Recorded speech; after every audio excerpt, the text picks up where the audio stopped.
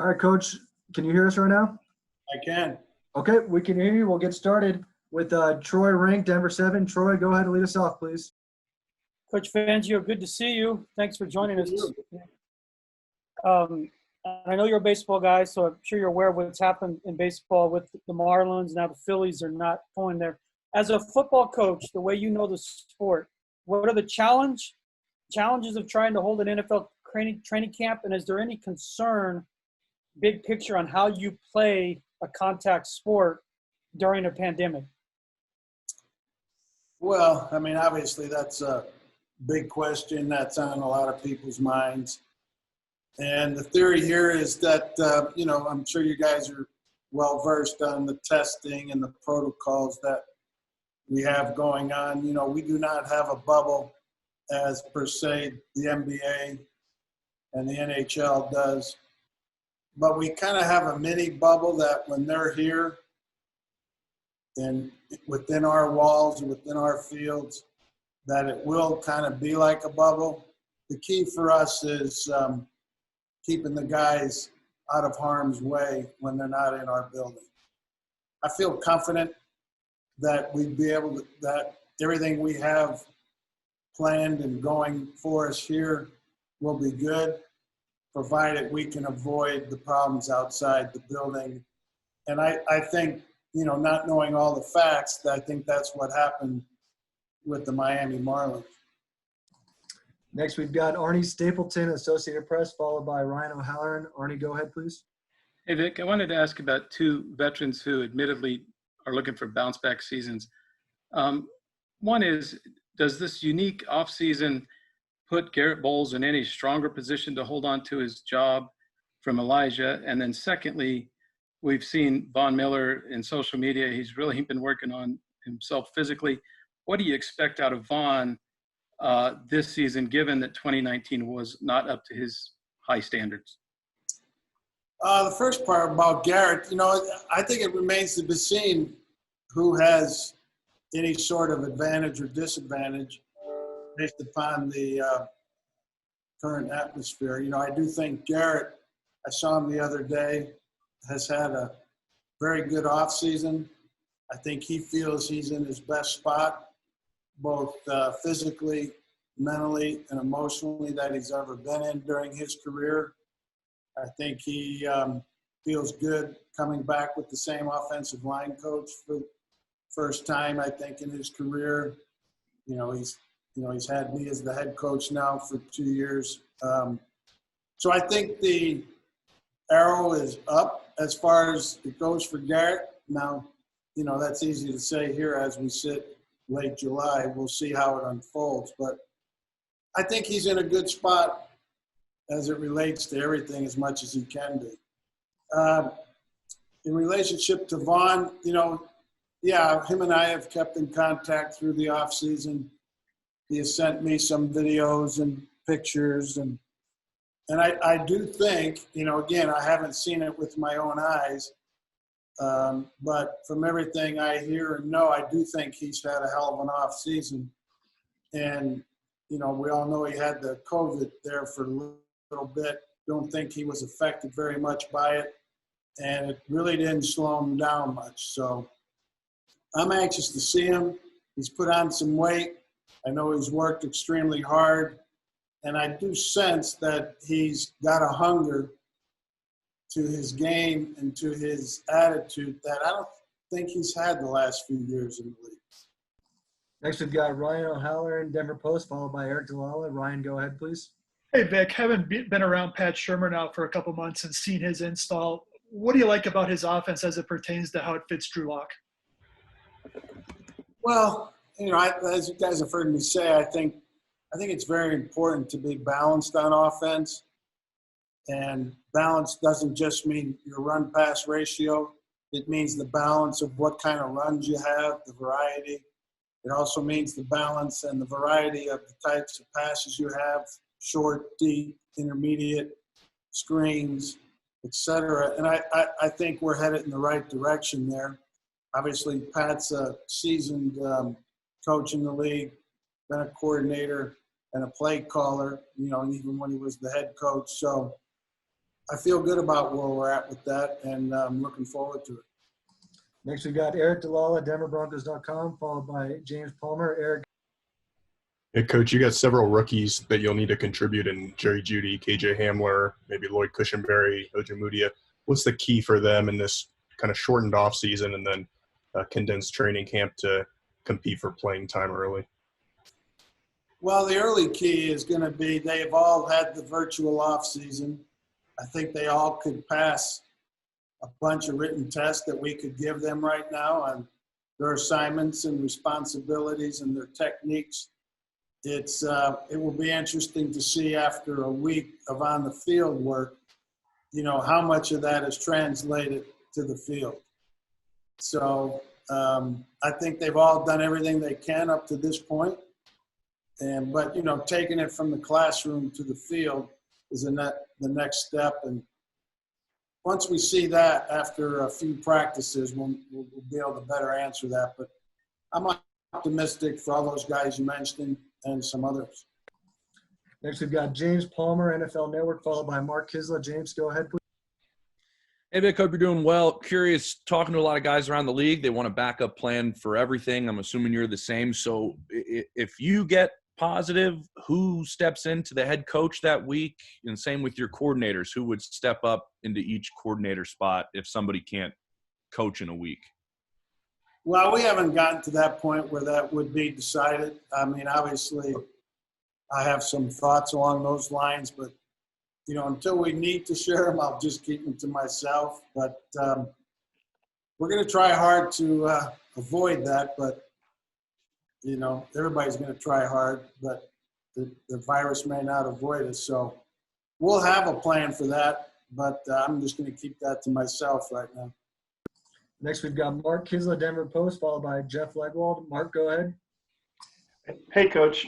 We all know, you in particular, know that the NFL season's a long grind. And you just mentioned keeping players out of harm's way away from the facility. How do you do that? I mean, the Tuesday or the off day has been a day when players maybe get away, sometimes get out of town. Do you changing your weekly schedule, making more team rules? I mean, they're grown men. How do you babysit them? Or you can't babysit them. Right. No, they still have to get a day off every week, so that's not going to change. I just think we have to appeal to their intelligence, their pride, their responsibility that, hey, this is different. You do not have the freedom that you're normally used to having. When you're not here, when you're outside of our building and our fields, you can't go to the bars, the restaurants. You can't be around people you don't know. You can't be in gatherings of too many people because invariably there'll be some that you don't know. And I think the one advantage, it's been talked about a lot that the NFL had the advantage in that when this started, it was March and we weren't going until August or September.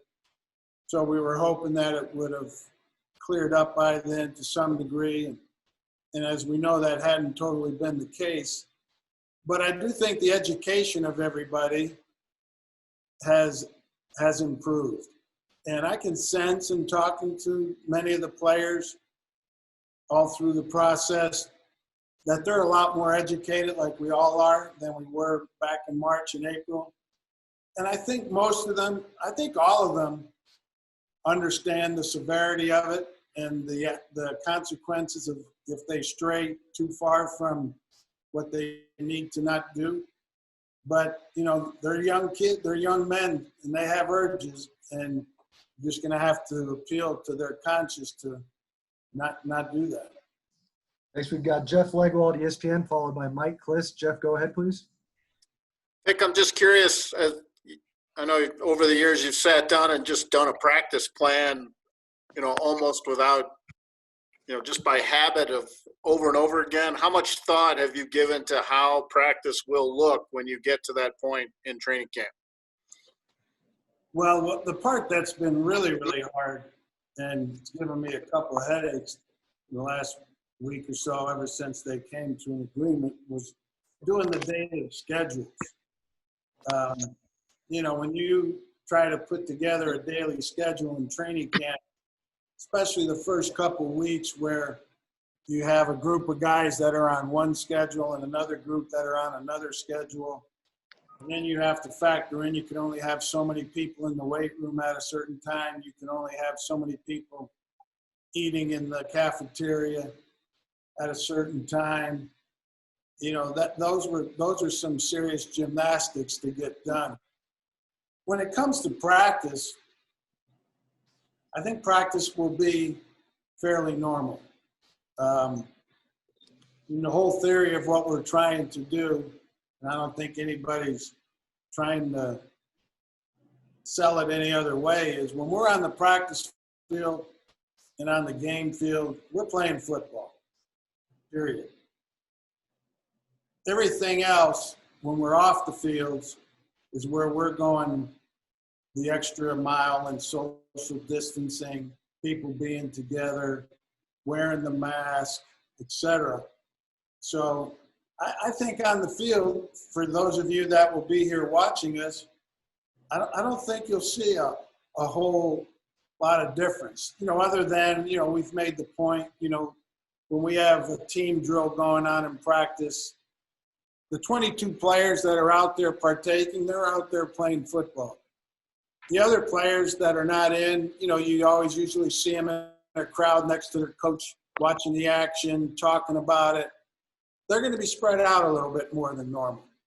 So, but other than that, I think you'll see more spacing by people not in drills, but I think the drills will look relatively same to you. Next, we've got Mike Kliss. We've got time for a few more after Mike. Mike, go ahead, please. Yeah, Coach, most of us gained 5, 10, 15 pounds during this virus pandemic.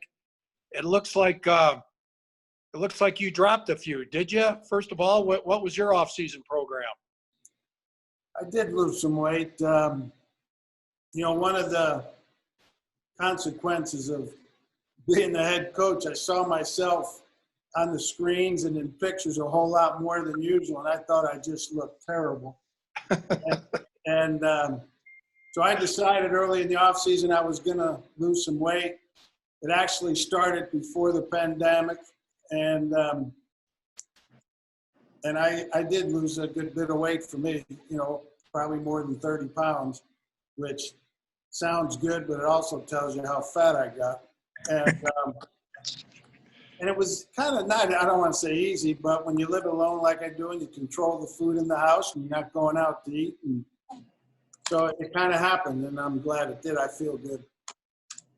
Guys, time for two more. We'll go with Nick Kosmider with The Athletic, followed by Andrew Mason. Nick, go ahead, please. Hi, Vic. I'm just wondering what reports you've gotten about Bradley Chubb's offseason and what he looks like and whether you expect him to be a full participant when training camp starts. He's done well in his rehab.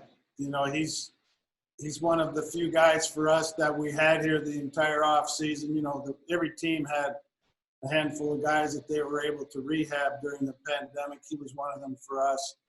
Once we were allowed back in the building, I saw him a lot, and he's doing very well. And the key for him too is he's doing well mentally. You know, he never let the grind and the ups and downs of the rehab get to him. He fought through it. I don't think we can say he's 100% right now. We'll watch him. We anticipate him being out there and being practicing, not on PUP or anything like that early on.